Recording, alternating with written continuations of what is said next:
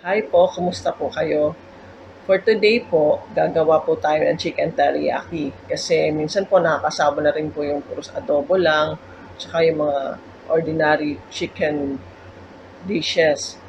So today po, gagawa tayo ng chicken teriyaki at gagawin ko rin po yung isa sa mga toppings ng pizza na gagawin ko. Samahan niyo po ako sa paggawa ko ng chicken teriyaki.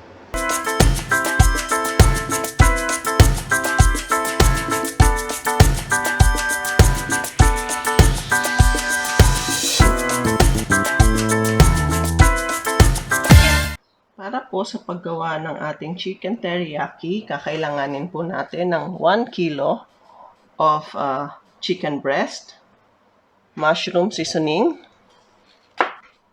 1 teaspoon ng ginger, 1 cup ng Kikoman sauce, salt and pepper to taste, and spring onion to garnish. Pwede rin po natin lagyan ng konting sibuyas din. I-mix na po natin sila lahat. Lalagay na po natin ang Kikoman sauce, teriyaki, Kikoman sauce. Konting onion. Pwede natin ang 1 teaspoon ng ginger, salt,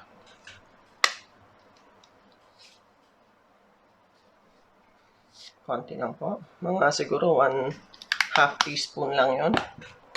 Pepper.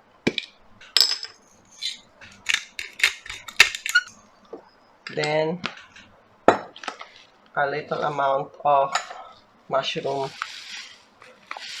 seasoning. Small amount. So, siguro po mga 1 teaspoon siya. So, i-mix na po natin siya together. Then, i-marinate po natin muna for around 30 minutes. Then, after 30 minutes, iluluto po natin.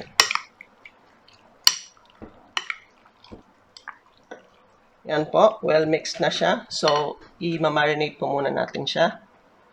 So, para naman po sa chicken teriyaki natin, yung marinate po natin kaninang chicken, ipa-fry po natin ngayon.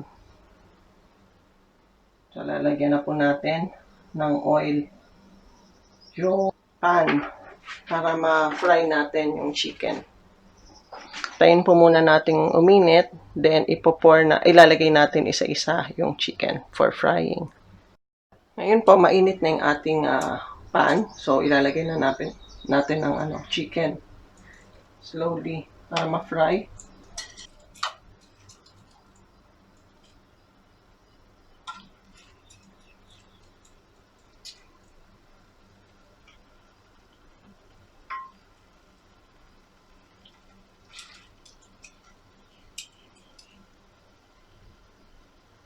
Siya masyadong lulutuin para medyo moist pa rin po siya pag nilagay natin siya as a topping later or kakainin natin as ulam.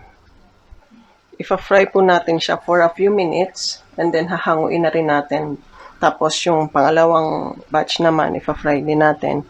Then after natin ma-fry, dadagdagan po natin ng sauce niya para magkalasa pa po. Then yung half po ilalagay ko as a pizza topping, yung another half naman po ulam. After po nating i-fry yung chicken teriyaki, ito naman pong sauce ang iinit natin para mag-thicken. And ito po yung gagawin nating sauce sa ibabaw ng chicken. Tikman nyo po siya kung kailangan pa po ng salt o ng pepper or ng sugar, add nyo lang po. So, mag-a-add lang po tayo ng konting sugar.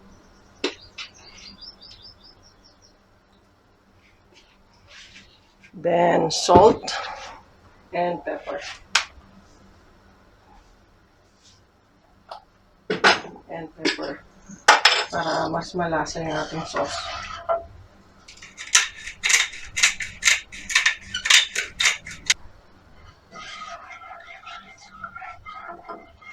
Then, hayaan natin siyang mag-thicken. Ayan po, kumukulo na siya. Hayaan lang po natin siyang kumulo para mag-thicken siya. So, sa ngayon po, medyo thick na siya. So, ito po ang ilalagay natin sa ibabaw ng ating chicken teriyaki. At lalagyan din po natin siya ng spring onions on top. So, eto na po ang ating finished product, ang ating chicken teriyaki. Ngayon naman po, titikman natin itong niluto nating chicken teriyaki. Masarap po siya. Yung lasa ng teriyaki, talagang pumasok dun sa chicken.